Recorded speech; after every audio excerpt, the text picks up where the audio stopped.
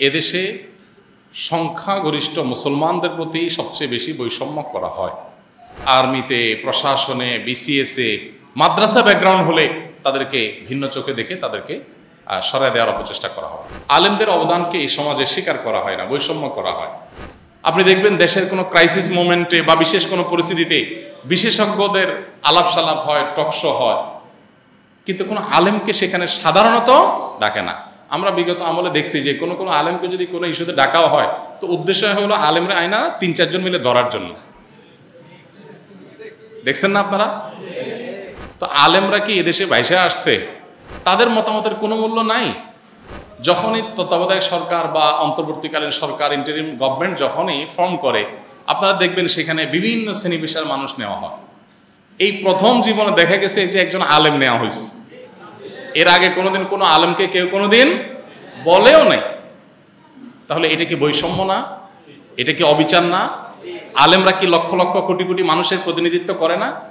মজার বিষয় হলো যাদেরকে নেওয়া হয় এরা এদেশের অনেকেই আছেন, আমি সবার কথা বলছি না, অনেকে আছেন যারা এদেশের 1% মানুষেরও প্রতিনিধিত্ব করে না। 1% মানুষের সাথে তাদের কোনো জনসম্পৃক্ততা। এদের অনেককে দেখবেন যে কোনো এলাকায় মেম্বারিতে দাঁড় করা দিলে তার মেম্বারিতেও মানুষ ভোট দিবে না। ধর্মীয় সেক্টরকে যে কোণঠাসা করে রাখা হয়েছে এই যে সে এই যুগ যুগ ধরে, সেটারও অবসান হওয়া উচিত। গণতন্ত্র গণতন্ত্র বলেন, গণতন্ত্রের দাবি হিসাবেও তো যাদের কথা সবচেয়ে বেশি মানুষ শুনে তাদেরকে মূল্যায়ন করা উচিত। যদি না করেন তো এই যে পরিস্থিতি তৈরি হয়েছে এরকম আরেকটা পরিস্থিতি হয়তো তৈরি হবে। আমরা দেখেছি যাদের কোনো জনসম্পৃক্ততা নাই, জনগণের কোনো ম্যান্ডেট নাই, জনগণের সাথে তাদের কোনো সংযোগ নাই, তারা 1% 2% মানুষকে প্রতিনিধিত্ব করে না, তারা এসে আমাদের দেশে আইন ঠিক করে দেয়, নীতি ঠিক করে দেয়, তাদের মন মতো আমাদের চলা লাগে, তাদের কাছে আমরা গোলামি করি। আবার দেশের নাম দিবেন গণতান্ত্রিক দেশ, কিভাবে সম্ভব? কোনো দাঁড়িয়ালা মানুষ যদি বলে যে আমি সংবাদ পাঠক হতে চাই, এরকম কোনো মানুষ যদি কোনো টিভি চ্যানেলে যায় বলে যে আমি সংবাদ পাঠ করতে চাই, তাকে কি করতে দেওয়া হবে নাকি হবে না? হবে। বৈষম্য বিরোধী আন্দোলন তো সফল, কিন্তু বৈষম্য দূর হবে বলে আপনি মনে করেন? দেখুন, কি হবে সেটা তো একমাত্র আল্লাহ তাআলা ভালো জানেন। তবে এদেশের সর্বস্তরের মানুষ যত রকমের বৈষম্য সমাজে আছে এসব বৈষম্যগুলোর বিরুদ্ধে অবস্থান নিয়েছে এবং মানুষ অতিষ্ঠ হয়ে গেছে। সর্বস্তরের মানুষের ধৈর্যের সীমা পার হয়ে গেছে। সবাই চায় একটা সুষম, সুন্দর, ইনসাফ ভিত্তিক সমাজ। বৈষম্য, অবিচার এগুলো আর চায় না। অতএব যেহেতু সব মানুষ অতিষ্ঠ হয়ে গেছে এবং সবাই একটা পরিবর্তন চায়, বিশেষ করে বৈষম্য দূর হোক এটা সবাই চায়, অতএব আশা করা যায়, আশা করতে তো দোষ নাই, হবে তো সেটাই যেটা আল্লাহ ফয়সালা করেছেন। আশা করা যায় আল্লাহ তাআলা হয়তো আমাদের প্রতি রহম করবেন। তবে আমাদের সমাজে বহু রকমের বৈষম্য আছে। যেই বৈষম্য নিয়ে আজকে এই পর্যায়ে আসলো, একটি সরকারের পতন হয়ে গেল, সেটি হলো কোটা নিয়ে যে বৈষম্য, চাকরির ক্ষেত্রে, বিশ্ববিদ্যালয় ভর্তির ক্ষেত্রে, বিভিন্ন সেক্টরে যে কোটার ক্ষেত্রে যে বৈষম্য ছিল, কোটার মাধ্যমে যে বৈষম্য ছিল, এটাকে কেন্দ্র করে মূলত আজ এতদূর আসলো। কিন্তু এর বাইরে আরও বহু বৈষম্য আমাদের সমাজে আছে না নাই? না শুধু এটাই একমাত্র বৈষম্য? একটা বৈষম্যের কথা আমি বলি, যে বৈষম্যের কথা সাধারণত কেউ বলে না। সেই বৈষম্যটা হলো এদেশে সংখ্যাগরিষ্ঠ মুসলমানদের প্রতি সবচেয়ে বেশি বৈষম্য করা হয়। অ্যাজ এ মুসলিম যে বৈষম্যের শিকার হয় মুসলমান, সেটা সবচেয়ে দুঃখজনক এবং দুর্ভাগ্যজনক। এমনকি মুসলমান হিসেবে যখন কেউ ইসলাম চর্চা করেন তখন তার সেটার প্রতিও বৈষম্য আমরা দেখতে পাই। আপনি দেখবেন যে দাড়ি টুপি পরে যদি কোনো প্রতিষ্ঠানে কোনো কেউ কাজ করতে যায়, কোনো শিক্ষা প্রতিষ্ঠানে কোনো নারী যদি হিজাব পরে পরীক্ষা দিতে যায় বা পড়ালেখা করতে যায়, ক্লাস করতে যায়, তাকে বৈষম্যের শিকার হতে হয়। এই বাস্তবতাকে আমরা কি অস্বীকার করতে পারবো? গত বহু বছর ধরে আমাদের দেশে এই চর্চা চলছে। বিধায় এই বৈষম্যটার বিরুদ্ধে, যেটা বিরুদ্ধে কেউ কথা বলে না, এটার বিরুদ্ধে আমাদের সবার সোচ্চার হতে হবে। অর্থাৎ সব রকমের বৈষম্যই দূর হওয়া দরকার। এর ভিতরে এটা একটা। দাড়ি টুপি পরে আপনি কেন কোনো প্রতিষ্ঠানে যেতে পারবেন না? কেন সেখানে গেলে আপনাকে নানাভাবে নাজেহাল করা হবে? কেন সেখানে আপনাকে আপনার বিরূপ আচরণ আপনার সাথে করা হবে? তো এইটা দূর হওয়ার জন্য আমাদের দরকার জনসচেতনতা সৃষ্টি করা। দাড়ি টুপি এদেশের সংখ্যাগরিষ্ঠ মানুষের চিন্তাধারা ধারক বাহক, এটার প্রতি বৈষম্য যদি হয় তাহলে কতদিন পর্যন্ত এটাকে ঠেকায় রাখতে পারবেন? এই যে নানা বৈষম্যকে দীর্ঘদিন পর্যন্ত চাপায় রাখতে রাখতে রাখতে রাখতে একসময় সেটা ব্লাস্ট হয়ে গেছে। ঠিক এদেশের সংখ্যাগরিষ্ঠ মানুষ যেহেতু মুসলমান, ইসলামের বিভিন্ন নিদর্শন আলামত সিম্বলের প্রতি যদি বৈষম্য হতে থাকে, এটাও একসময় হয়তো ভয়াবহভাবে ব্লাস্ট হয়ে যাবে, তখন কোনো নিয়ন্ত্রণ করার ক্ষমতা কারোর থাকবে না।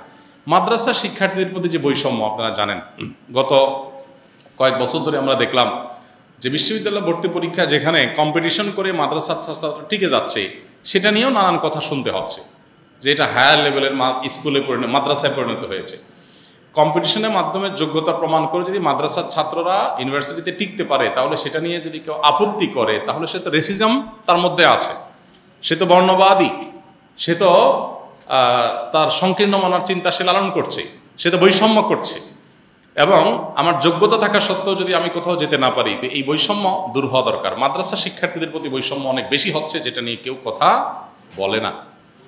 আপনি দেখবেন যে এমন একটা পর্যায়ে নিয়ে যাওয়া হয়েছে গত অনেক বছর ধরে যে আর্মিতে, প্রশাসনে, বিসিএসে মাদ্রাসা ব্যাকগ্রাউন্ড হলে তাদেরকে ভিন্ন চোখে দেখে তাদেরকে সরায় দেওয়ার অপচেষ্টা করা হয়। তো এই যে একটা ব্যাপার, এই বৈষম্য দূর হওয়ার জন্য আমাদের প্রত্যেকটা মানুষের সচেতন হতে হবে এবং প্রত্যেকটা মানুষকে আমাদের দায়িত্বশীল আচরণ করতে হবে এবং সমাজ থেকে এই বৈষম্য দূর করার চেষ্টা করতে হবে। একটা জিনিস দেখেন, আলেমদের অবদানকে এই সমাজে স্বীকার করা হয় না, বৈষম্য করা হয়। আলেমদেরকে এই সমাজের প্রতি কোনো কন্ট্রিবিউশন নাই, শুধু আছে তা না, এই সমাজে এখনো পর্যন্ত চুরি, ডাকাতি, অনৈতিকতা যতটুকু কম আছে, এখনো আমাদের অনেক কঠিন পরিস্থিতি, কিন্তু যতটুকু নিয়ন্ত্রণে আছে এতটুকু আইন শৃঙ্খলা রক্ষাকারী বাহিনীর চাইতে কোনো ক্রমেই আলেম সমাজের অবদান কম না। এতটুকু কম রাখার ক্ষেত্রে মসজিদের মিম্বর থেকে, মাহফিলের মঞ্চ থেকে এদেশে মানুষকে মনুষ্যত্ব শেখানো হয়, এদেশে মানুষকে নীতিনৈতিকতার কথা শেখানো হয়।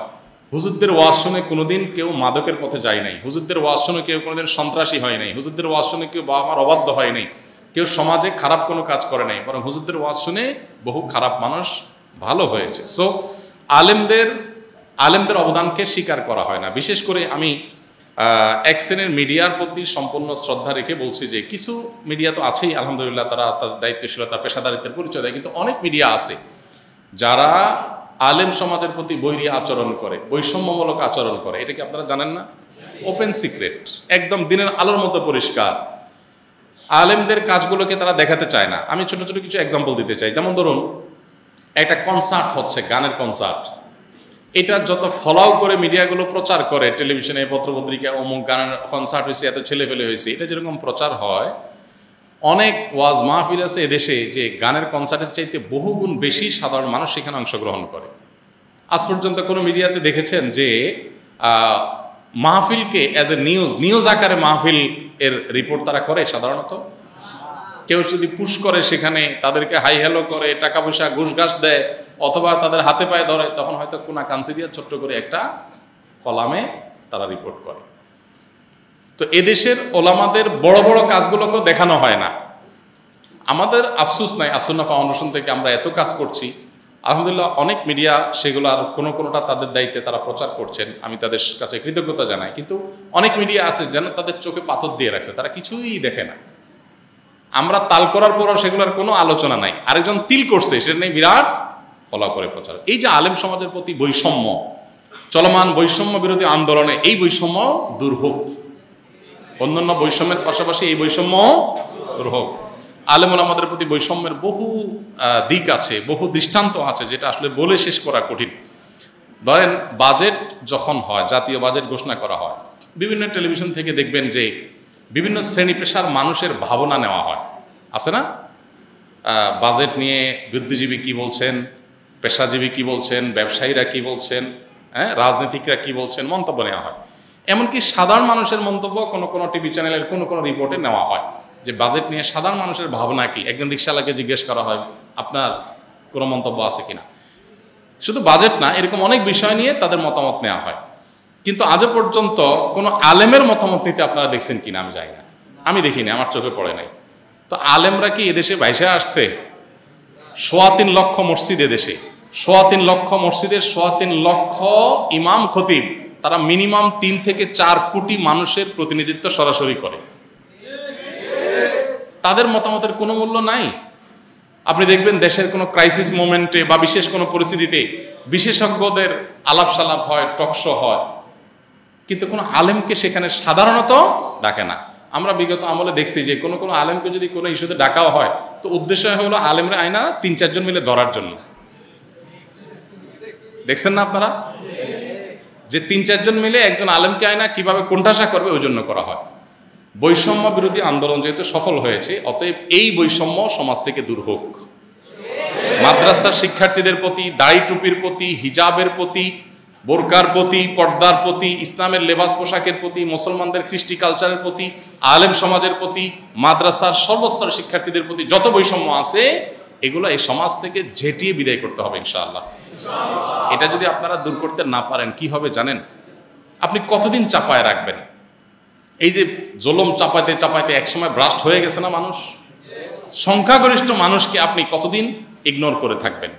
দেখেন, যখনই তত্ত্বাবধায়ক সরকার বা অন্তর্বর্তীকালীন সরকার, ইন্টারিম গভর্নমেন্ট যখনই ফর্ম করে, আপনারা দেখবেন সেখানে বিভিন্ন শ্রেণী পেশার মানুষ নেওয়া হয়। এই প্রথম জীবনে দেখা গেছে যে একজন আলেম নেওয়া হয়েছে।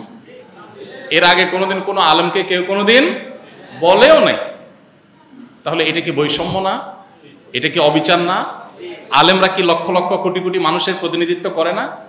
মজার বিষয় হলো যাদেরকে নেওয়া হয় এরা এদেশের অনেকেই আছেন, আমি সবার কথা বলছি না, অনেকে আছেন যারা এদেশের 1% মানুষেরও প্রতিনিধিত্ব করে না। 1% মানুষের সাথে তাদের কোনো জনসম্পৃক্ততা। এদের অনেককে দেখবেন যে কোনো এলাকায় মেম্বারিতে দাঁড় করা দিলে তার মেম্বারিতেও মানুষ ভোট দিবে না, কিন্তু তারা দেখা যায় উপদেষ্টা হয়। আছে না নাই? আমি এটা এই আমলের কথা, আমি এটা বলতেছি চলমান আমাদের এখানকার কৃষ্টির কথা। আলেম আমাদেরকে কখনো গোনা হয় না। তো এটা কি বৈষম্য না? বৈষম্য না, অনেক বড় একটা বৈষম্য। এই বৈষম্য নিয়ে কেউ কথা। তো আজ বৈষম্য বিরোধী আন্দোলনের এই পর্যায়ে বা বৈষম্য বিরোধী আলোচনার এই পর্যায়ে এসে অনেক বৈষম্য নিয়ে আলোচনা হলেও এই বৈষম্যের কথা কেউ বলে না। আমরা এই বৈষম্যের কথা প্রসঙ্গত বললাম। আমরা চাই যে এই বৈষম্য দূর হোক। যদি দূর না হয় তাহলে সমাজ শেষ হয়ে যাবে। কারণ আপনি চাপাতে চাপাতে চাপাতে কত দূর চাপাবেন? অতএব মিডিয়ার ভাইদের প্রতি শ্রদ্ধা রেখে বলছি, এবং আরও বিভিন্ন পর্যায়ে যারা আছেন সব সেক্টর ভাইদেরকে বলছি যে এই বৈষম্য দূর করুন। মাদ্রাসা শিক্ষার্থী, দাড়ি টুপি, আলেম ওলামা, হুজুর দেখলেই তাদেরকে বিমাতাসুলভ আচরণ, মনে হয় যে হুজুররা এদেশে উড়ে আসছে, এরকম একটা ভাবনা যে হুজুর মানুষ মানে বেচারা এদেশ থেকে এদেশে উড়ে আসছে। সমাজের কোনো ক্ষেত্রে তার কোনো মনে হয় অংশগ্রহণ নাই, কোনো যেন কন্ট্রিবিউশন নাই, এরকম একটা আচরণ করা হয়। এই আচরণটা দূর করার জন্য আমি জোর দাবি জানাচ্ছি আপনারা সবাই সর্বত্র আওয়াজ তোলেন যে প্রত্যেকটা ক্ষেত্রে ওলামাদের ভূমিকা থাকা উচিত। এটা অবাক করা বিষয়, দেখেন কোনো জায়গায় তো আলেমদের কদর নাই, তো নাই, বৈষম্য তো আছে আছে। মসজিদ মাদ্রাসা পরিচালনার ক্ষেত্রেও আলেমদের কদর নেই। মসজিদ একটা ধর্মীয় প্রতিষ্ঠান, কিন্তু বাংলাদেশে মসজিদগুলো চালায় কারা? অন্যান্য সাধারণ মানুষরা থাকুক সেখানে, কিন্তু 2-4 জন আলেম কি থাকা উচিত না? অনেক মসজিদ আছে কমিটিতে ইমাম সাহেব থাকে না, ইমাম সাহেব চাকর, আর ওনারা হলেন মাতবর। এখন হুজুররা যদি যায় বলে আমরা ঢাকা ইউনিভার্সিটি আমরা চালাবো, সবাই সব বাদ প্রফেসররা, তো এটা কখনো গ্রহণযোগ্য হবে? তাহলে মসজিদ কিভাবে আলেমদেরকে ইগনোর করে বাকিরা এসে চালাইতে পারে? রাজনৈতিক পেশি শক্তি আছে, আপনি সভাপতি, আপনি সেক্রেটারি, আর হুজুর বেচারা বিড়ালের মধ্যে বসে আছে। এই বৈষম্য দূর হওয়া দরকার আছে না নেই? মাহফিলের সভাপতি কেন রাজনৈতিক ব্যক্তি হবে? মাহফিলের সভাপতি একজন বড় আলেম হবেন, কারণ বক্তা কোনো ভুল কথা বললে এটা তো সভাপতি সাহেব ধরতে পারবে না, এটা কে ধরতে পারবে? আলেম ধরতে পারবে। অতএব একজন সভাপতি থাকবে, কিন্তু সব মাহফিলগুলোতে সভাপতি কে? ওই এলাকার সবচেয়ে বড় চোর, সবচেয়ে বড় ডাকাত, সবচেয়ে বড় খুনি, সবচেয়ে বড় দুর্নীতিবাজ, সে হলো এলাকার কি মাদ্রাসা সভাপতি। অতএব ধর্মীয় সেক্টরকে যে কোণঠাসা করে রাখা হয়েছে এই যে সে এই যুগ যুগ ধরে, সেটারও অবসান হওয়া উচিত। আমরা এদেশের মসজিদ, মাদ্রাসা, ওয়াজ মাহফিল যেগুলো একান্ত ধর্মীয় অঙ্গন, সেগুলোতে অন্তত আলেম ওলামাদের সরাসরি অংশগ্রহণটা চাই। সেই সাথে জাতীয় পর্যায়ে দেশের অন্যান্য সেক্টরেও আলেমরা যেহেতু আপামর সাধারণ মানুষের প্রতিনিধিত্ব করেন, তাদের সাথে জনসম্পৃক্ততা আছে এবং আলেমদের চিন্তাধারার লালনকারী ধারণকারী মানুষ অনেক। অতএব গণতন্ত্র বলেন, গণতন্ত্রের দাবি হিসাবেও তো যাদের কথা সবচেয়ে বেশি মানুষ শুনে তাদেরকে মূল্যায়ন করা উচিত। যদি না করেন তো এই যে পরিস্থিতি তৈরি হয়েছে, এরকম আরেকটা পরিস্থিতি হয়তো তৈরি হবে। এই জন্য আমি সতর্ক করতে চাই যে আলেম ওলামাদের এবং ইসলামের ব্যাপারে যে বিমাতা সুলভ আচরণ, ইসলামোফোবিয়া, যাদের মধ্যে আছে তারা যেন সোজা হয়ে যান, কারণ বাংলাদেশের মানুষ ঘুরে দাঁড়াতে একবার শিখে গেছে। অতএব পরবর্তীতে যদি আবার এরকম করেন কেউ, তো মানুষ ঘুরে দাঁড়াতে দেরি করবে না। এই জন্য সবাই সতর্ক হয়ে যান আল্লাহর ওয়াস্তে। আমরা দেখেছি যাদের কোনো জনসম্পৃক্ততা নাই, জনগণের কোনো ম্যান্ডেট নাই, জনগণের সাথে তাদের কোনো সংযোগ নাই, তারা 1% 2% মানুষকে প্রতিনিধিত্ব করে না, তারা এসে আমাদের দেশে আইন ঠিক করে দেয়, নীতি ঠিক করে দেয়, তাদের মন মতো আমাদের চলা লাগে, তাদের কাছে আমরা গোলামি করি, আবার দেশের নাম দিবেন গণতান্ত্রিক দেশ, কিভাবে সম্ভব? তো এই জন্য বৈষম্য অনেক ক্ষেত্রে আছে, নারীর প্রতি বৈষম্য আছে, সেটা আলহামদুলিল্লাহ অনেকে কথা বলছেন, দূর হচ্ছে, আরও দূর হওয়া দরকার। অমুসলিমদের প্রতি বৈষম্য আছে, সেটার বিরুদ্ধে মানুষ কথা বলছে, আরও বেশি বলা দরকার, আরও দূর হওয়া দরকার।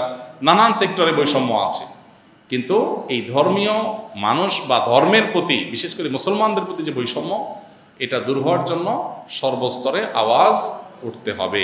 আল্লাহ তাআলা আমাদের সবাইকে বৈষম্য মুক্ত সমাজ গড়বার তৌফিক দান করুন।